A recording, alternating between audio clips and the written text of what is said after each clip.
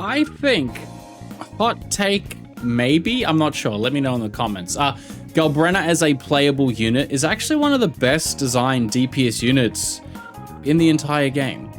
I think this is a step in the right direction by Kuro, just in terms of like power and raw damage, in terms of like flexibility and variety and different team comps that you can use, the simplicity in how her kit actually functions in combat, despite like the ludicrous walls of text alluding to otherwise in game, in terms of like looking flashy and strong, so the casuals can enjoy fast-paced combat and more. It's not because I think Galbrena has like the highest damage, or she has like the best designed like fun kit, or she's like my favorite character. It's actually just how Kuro has designed her overall package in terms of her element and the fact that she has like split scaling in her attacks, that I think overall, like, it lends to all players of all different like sizes, no matter what your encounter investment is and who you've summoned or built in the past. You can use Galbrena to beat endgame content, if not more, and just have a ton of fun with her. So let me explain. Galbrena is the fusion element. That means she can rotate through all the current fusion teams in different ways for various and high-performing success. She's got Mortifi, there's Brand, and then there's Looper. She can also run with typical generic supports for damage amps and crit buffs like Verena and Shorekeeper. She has Echo skill damage in her kit, so she can be a third slot and maybe like a fun Cantarella and Frolova team. She has heavy attack damage in her kit, so she can be buffed with someone like Yuno. And the upcoming batter, Qyuan, I can't pronounce his name, I'm trying so hard, will be her ultimate best in slot, just an overall, because he does buff many things that her kit has. Galbrena's flexibility is like almost second to none, just in terms of like standard raw DPS units. Between her fusion elements, her heavy attack and echo skill damage kit, scaling from a standard attack and crit stats, she can be used in like so many different places with like so many different combinations of characters. I feel like she'll find a home on many people's accounts if you do decide or have pulled her already. So with that being said, Rovers, welcome back to the channel. My name is Zeno, and let's chat about Galbrena, okay? I've had her since her banner dropped.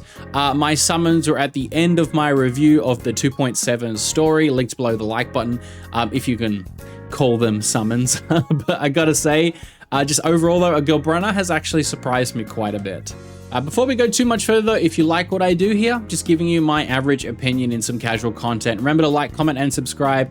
Become a member of the channel for just $2 a month. It really helps me keep me motivated. Join the Discord to chat to the community there. And let's just jump into it, shall we? So, Galbrena. This is my build so far. She still has work to do. She's missing a crit rate roll, a crit damage roll, and she has literally 0 heavy attack rolls so far. So while she's strong on my personal account, she's also kind of backed up by my vertically invested Shorekeeper and Looper. So any missing stats that I may have yet to obtain is kind of like compensated by the fact that I have broken supports.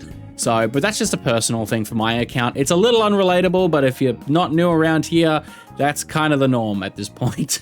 So I'll keep working on building her up over this patch, at least until I have to start pre-farming for Chisa eventually. But once again, these goddamn nightmare nests suck, and Kuro needs to change them. I'm having a absolute meltdown every patch, and I'm not going to stop complaining about this. For the most part, I have been running her with Shorekeeper and Looper. I don't have Brand, and at this point, I just have no reason to get him, especially as my Looper just got massive upgrades. Don't ask questions you don't want answers to. It'll just make you more upset. The rotations of the team are very smooth. They feel good to play. She's very easy to use. She has cleared TOA. She's cleared WeWorld with decent scores. She's fun in Fantasy Gateway. I put her through that as well, as I always do, with the right buffs. And just in overall overworld, she's also very casual friendly, which is, I really appreciate that. You guys know, if you've seen some of these other videos, I really love my overworld value in these units. Now, I touched on team comps and all the other units at the top of the video, and I think she's one of the best designed DPS units overall. And I think this again because she scales off several different things: echo skill damage and heavy attack, standard crit rolls and attack stats, and it doesn't really matter like what combination of units that you have already built or summoned in the past. I think most people can find uses for Galbrena. Couple that with the fact that Static Mist, like the standard 5-star pistol, is very strong on her. And the fact that we actually have 3 different fusion sets, echo sets at the moment. So technically, she's easy to build if you have summoned like a Chun-Li or Lupa prior, and you could maybe like slap on some extra pieces or use those pieces instead, at least until you can get her best in slot in terms of like the Flame Wings Shadow Echo set from the goddamn Nightmare Nest.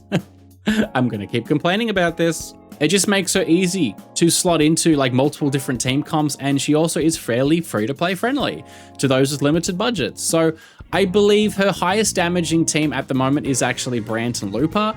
This activates all of like Lupa's fusion buffs with healing and shielding from Brant, and overall just like an insane damage mono team with heaps of like flexibility in terms of AoE and single target, iframes, aerial juggling. It's a lot of fun from what I've seen. You can use Mortifi instead of Brant, although there will be no healing in that team, but he can also hold Moonlit Clouds and also gives a heavy attack buff, so he's really good for her.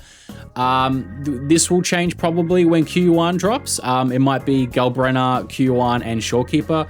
Not actually 100% sure, I haven't looked into it, but at least that or there'll be someone else for the 3rd slot.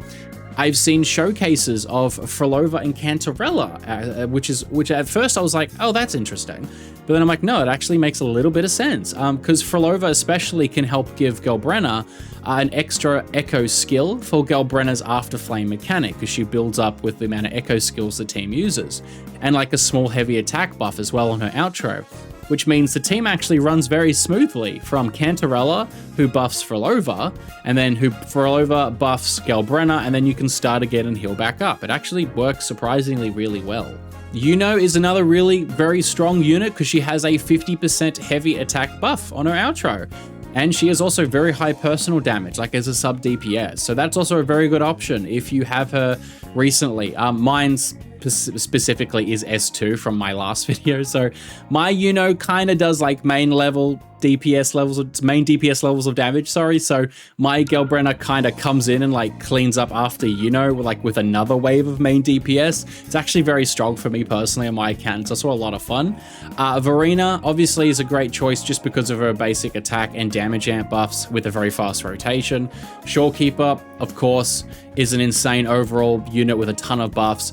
Also, the crit buffs just really help, especially getting Galbrena really close to that 100% crit rate, which is surprisingly very easily done because her echo set gives 20% as well. Especially, and if you go for her weapon, she can pretty much get like a 100 over 300, like fairly easily crit ratio. It's actually very good. Couple this with the fact that Galbrena's actual gameplay, again, despite the insane novel lengths Kuro tries to trauma dump on the players, she's really easy to play. Like, you simply rotate through your teams normally, making sure to activate the echo skills. And so when Galbrena comes in, you activate her echo to boost her damage. You build up her forte if you haven't already prior. You hit the liberation skill and you just kind of smash the attack button. Like, that's kind of it. You spam normal attack. She's like a normal attack spamming character, and she has like a special dodge where she continues her combo as well if you need to dodge. It does damage, it's really great. She launches herself in the air as part of her big combo, so you can avoid lots of the hits on the ground, so it's easier for safety. She has some AoE in attacks. It's not the biggest, but she does, and it does help clean up the trash mobs. And it's okay in Wiwa, but it's not the greatest. But just like overall, Galbrena's like really simple to play, and she looks really damn flashy while she does it. So I think this will appeal to a lot of players especially. A few other cool things that I've enjoyed about Galbrena. We all know she's absolutely like Devil May Cry coded. It's actually in her kit too. Like, she has like a little rank up debuff that goes up to the S rank, kind of how like Devil May Cry you have like the S rank for when you're doing combos. She can also skill jump into like a top-down barrage of gunshots, just like Dante can do. And while it's never like really used in proper rotations in combat, I have actually used it to some success in order to like avoid like one-shot attacks.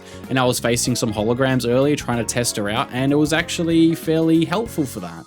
Her signature weapons, Lux and Umbra, are 100% a nod to Dante's Ebony and Ivory. Although I'm not gonna lie, Galbrena's pistols look so much cooler than Ebony and Ivory now that I think about it. I enjoy her Hellfire flames around her body, the way she walks. She leaves like little blue flame footprints and her back lights up. It's really cool.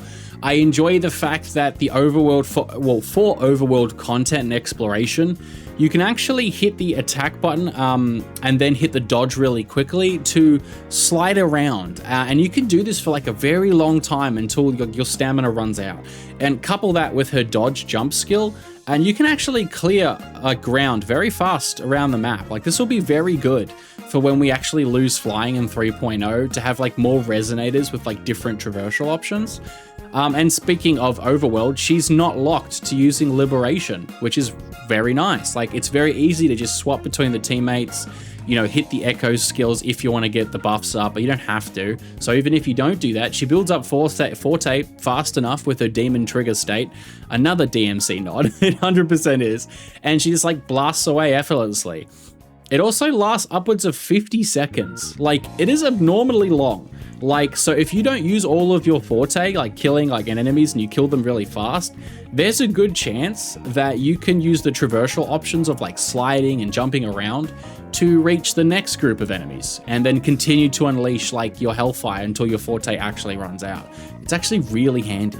Galbrena just overall like kind of just ticks all the boxes for me. She has like high performing damage. She's easy to use, a very large cast of supports, sub DPS and team combos to slot her into. She's free to play friendly with Static Mist and 4-stars like Mortifi, and echo sets that you could always use from other characters until you get her best in slot echo set. She's kind of like extremely well balanced, and I feel like I haven't heard that many people talk about how well balanced she is.